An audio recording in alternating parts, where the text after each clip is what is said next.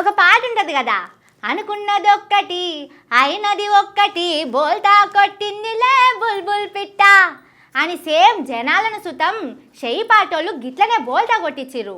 మారుస్తాం అంటే ఏందో అనుకున్నారు జనాలు, కానీ నిజంగానే మార్చేసిర్రు. అయితే వాళ్ళు మార్చింది రూపురేఖలు, జనాల రాతలు కాదు, అప్పటి సర్కారు పెట్టిన పేర్లు మాత్రమే. మార్పు అంటే గిదే మరి. ఇంతకీ ఏ పేరు మార్చిరా అని చూస్తున్నారా? అరుచుకుందాం పాండ్రి. చెయ్యి పాటలు ఏదన్నా మాటిస్తే మాట మీద నిలబడతారులా. 6 100 100 150 అయినా సరే, నోట్లకెళ్ళి ఒక మాట వచ్చిందంటే దాన్ని నిజం చేస్తందుకు ఎంత కాడికైనా వెనకాడరు. మార్పు తెస్తాం అని చెప్పినందుకు మార్పు చేసి చూపించిర్రు. అప్పట్లా ధరణిని తీసేస్తాం అని చెప్పిర్రు కదా. చెప్పిన మాట మీద ధరణిని తీసేసిర్రు. అయితే మొత్తమే తీసేసిర్రు అనుకునేరు. అట్లా అనుకుంటే మీరు పాత చెప్పులో కాలేసినట్టే. ధరణి తీసేస్తామన్న మాటను జర్రంత మార్చి ధరణిని అట్లనే ఉంచి దాని పేరునే మార్చిర్రు.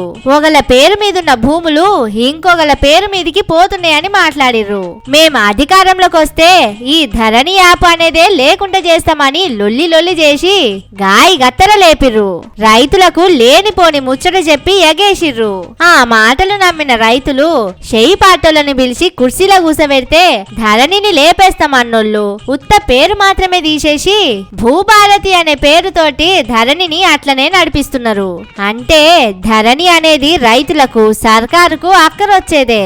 కాకపోతే భూముల పంచాదులు పెట్టి వాటిని తెంపేటందుకు తెల్లపుల్ల బట్టలేసుకుని వచ్చే పెద్ద మనుషులకు మంచిగా లేదు.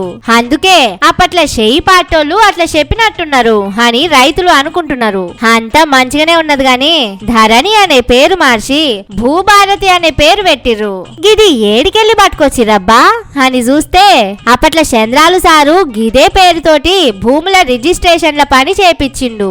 ఎంతైనా రేవంతన్ సారు చంద్రాలు సారు శిష్యుడాయే. అందుకే గురువు గారి బాటలో అడుగులేసుకుంటా అప్పట్ల వాళ్ళ సారు పెట్టిన పేరునే మళ్ళా ముంగడికి తెచ్చిండు. గిదంతా గిట్లుంటే ఏదన్నా సర్కారు పథకం పేరు మార్చాలన్నా కొత్త పథకం పెట్టాలన్నా చట్టసభలల్లా ముందుగాల మాట్లాడాలి. కానీ అదేందో రేవంతన్ సారు అటు మండలిలా ఇటు శాసనసభలా ఎసొంటి బిల్లు పెట్టకుండానే జట్టు స్పీడులా భూభారతి చట్టం అమలైందని పేపర్లల్లా ప్రకటనలు ఇచ్చేసిండు. మొత్తానికి ధరణికి భూభారతి పేరు పెట్టి రేవంతన్ సారు గురువుగారి రుణాన్ని ఎప్పటికప్పుడు తీర్చుకుంటూనే ఉన్నాడు అని మాట్లాడుకుంటున్నారు జనాలు.